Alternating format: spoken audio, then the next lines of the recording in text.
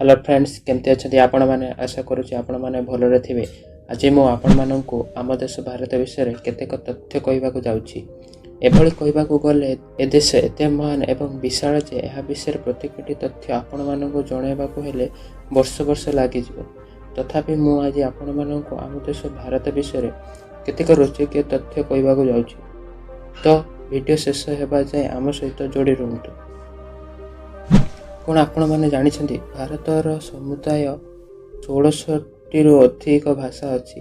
यह 16टी भाषा मध्य 122टी भाषा को एठाकार प्रमुख भाषार मान्यता दि जाइए।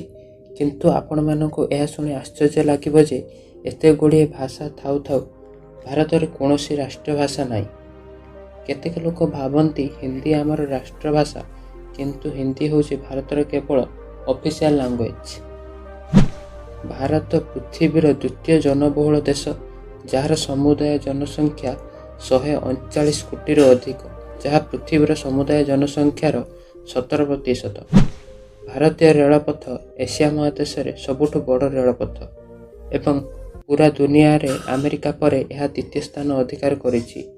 इंडियन रेलवे रे 16 लाख अधिक लोक काम करथांती। कौन आपण मैंने जानी आज पर्यंत होइथिबा कबाडर मोट 6टी विश्वकप को केवल भारत जीति।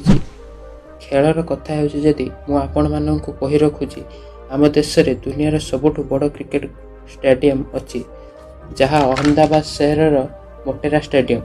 यह स्टेडियम रे 1 लाख अधिक लोक एका सहित बसी मैच मजा नहीं पारिबे। यह स्टेडियम हेबा पूर्व ऑस्ट्रेलिया मेलबर्न क्रिकेट ग्राउंड दुनिया सबुठ बड़ स्टेडियम थिला।